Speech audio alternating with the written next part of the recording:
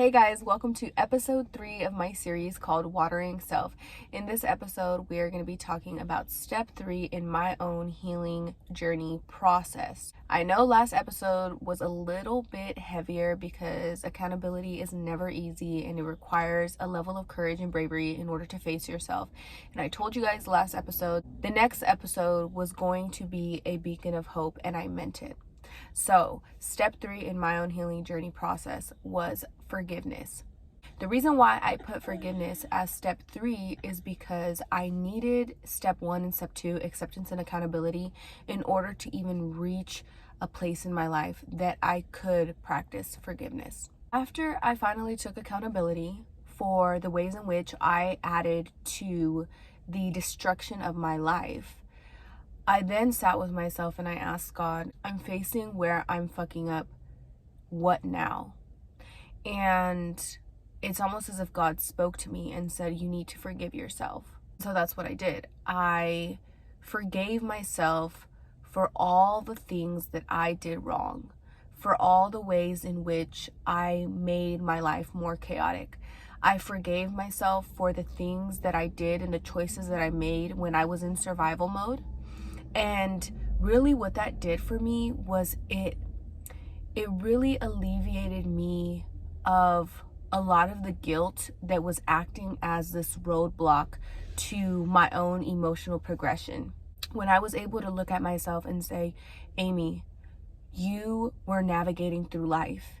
You did not know what to do because we're not born knowing how to get through these tough situations. You did what you knew how to do to survive in that time, and that is okay. Let me be honest, you guys, I've hurt people in my life that I didn't want to hurt. I've made choices in my life that I'm just like, cringe, not cute.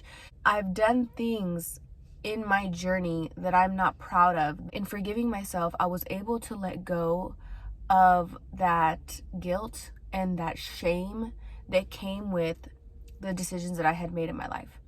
After I got through with forgiving myself, I was then given a download to forgive everyone in my life who has ever hurt me and who has ever failed me or ever let me down. And that's what I did. And the first 2 people that I was really called to forgive were my stepdad and my mom. So a little bit of background, my stepdad has been in my life since I was 9 months old, and my biological father never really was in my life. Came in and out of my life when I was like 10 up until like 25. Very inconsistent, but with my stepdad, he was in my life. And one of our biggest issues was that I always felt like I didn't have a place at my home. I could see the difference that he felt towards my siblings, which are his biological children. The difference in the love, the difference in the support, the difference in the communication. And I really internalized that, and that caused a lot of fucking problems in my adolescence. And there was a point in my life where I realized like it would be just so much easier if he just tells me straight up like he does not love me, because I thought, about my biological dad and how he's in and out of my life, but it didn't have the same effect on me because he was a stranger. Like, I don't really know him, so it can't affect me in that way. But with my stepdad, it was seeming to affect me even harder because I did know him. He was my first example of a dad, and every day that I was treated differently was just a reminder of what felt like me not being worthy, what felt like it just reiterated to me that I'm the black sheep and I don't have a place in this family and I don't belong. And that caused me to fall into really bad depression. Me and my stepdad were not good for a very long time. And when I finally was given this download to forgive everyone who's hurt me, he was the very first person that came into my mind because he had the most impact on my turmoil, on my mental health, on my emotional health. And I remember going to his house. Mind you, like, this time it was like, we weren't very, we were cordial, to say the least. Like, that's pretty much what it was. And I remember just feeling called to have a conversation with him, and I did. And I said, Dad, I want to talk to you, and I want us to be transparent, and I want us to be real. That's all I ask for. I just need for you to be real with me. And I asked him, like, straight up, like, I'm tired of pretending like you love me. I need you to just be honest with me, because I know what it is. And I'm tired of holding on to this hope that I'm going to eventually get something that I know I'm never going to receive, which is that unconditional love. And he looked at me and he was brutally honest. And I'm not going to lie, you guys, it fucking hurt. It hurt that he was so honest with me. He said, I care for you. I've been in your life since you were a kid, but I don't feel the same way that I do with my other kids. And that's the truth. And you want the truth, I'm giving you the truth. In that moment, I looked at my dad and I said, all right, I forgive you. I forgive you for not being capable of loving me unconditionally. And I'm no longer going to allow that to create a resentment in me towards you. And I want this to be a clean slate.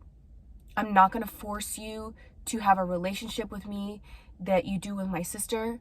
I'm not going to hold you between a rock and a hard place to feel something that you can't feel. How about we just work on having a copacetic relationship where we're just getting along? That way it's not awkward, there's no tension, like we just agree to let bygones be bygones. And it was a really freaking constructive conversation. And he agreed, and we hugged, and we said, okay, we're gonna build a relationship based off of what we have. And it was so empowering to me to just be able to unlock those chains that have held me down for so long. And I no longer looked at my dad as this like evil person, like, how could you be in my life and not love me? And I rather just looked at him from the lens of being a human. He's not a perfect man. He's not the best man. He is flawed in many ways, but he also did things for me in my life that I'm very appreciative of.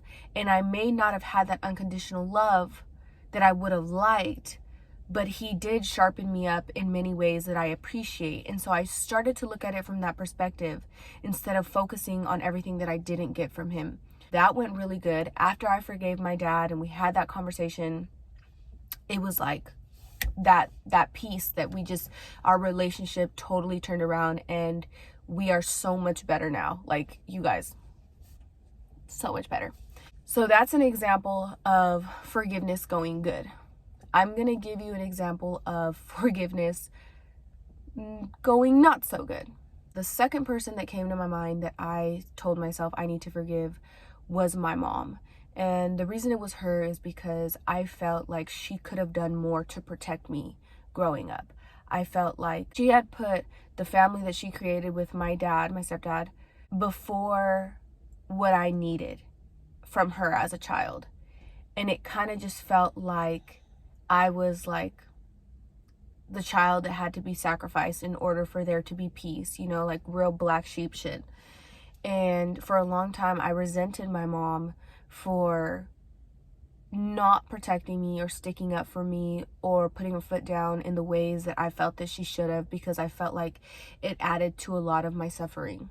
When I chose forgiveness, I also was called to go have a conversation with her. So I went to her house and I was like, Mom, I want to talk to you about some things. And I just started to tell her what I was feeling and why I was so destructive as a teenager and why I had made so many bad decisions, because I was navigating through the pain that I had felt in my childhood. And one of those biggest factors was her inability to have my back and protect me the way that I wish she would have. It's crazy because me and my mom are like this. So after I saw the way the conversation went with my dad, I was like, oh, this is easy peasy. Like, I'm going to have a conversation with my mom and it's going to go good. No, my mom was really apprehensive and really defensive. and it ended up turning into like a kind of like blow up argument. And I just looked at her and I said, you know what, Mom? Like, all I just need from you is an apology. Like, I just need you to acknowledge that you fucked up. And I would like for you to say sorry. Like, that's it. Like, it was like my way of trying to get closure, you know? And she wouldn't. And she said, there's nothing that I need to apologize to you for. Amy, there's nothing. I did my best. I didn't feel hurt. I almost felt peace knowing that, like,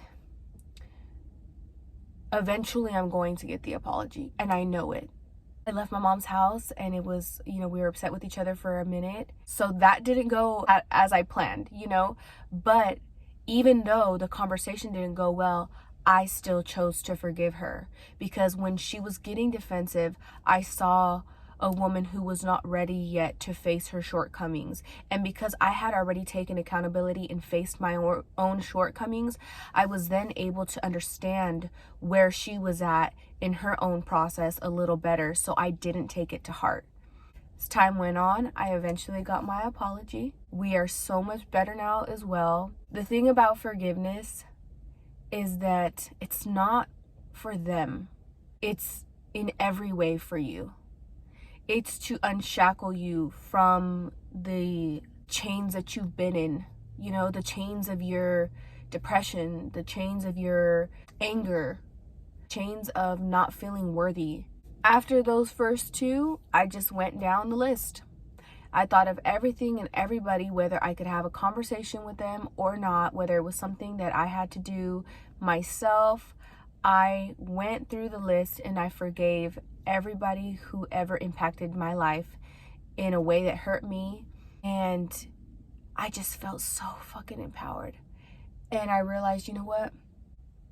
The Lord's love is so unconditional that it doesn't matter how much we sin, He's there to forgive us. And I said, Lord, if you're like that, I can be like that too. And that's the approach that I'm going to take. I am going to love everyone, strangers, family, friends, so unconditionally that I will be able to forgive them for their wrongs. That doesn't mean that I'm going to be foolish.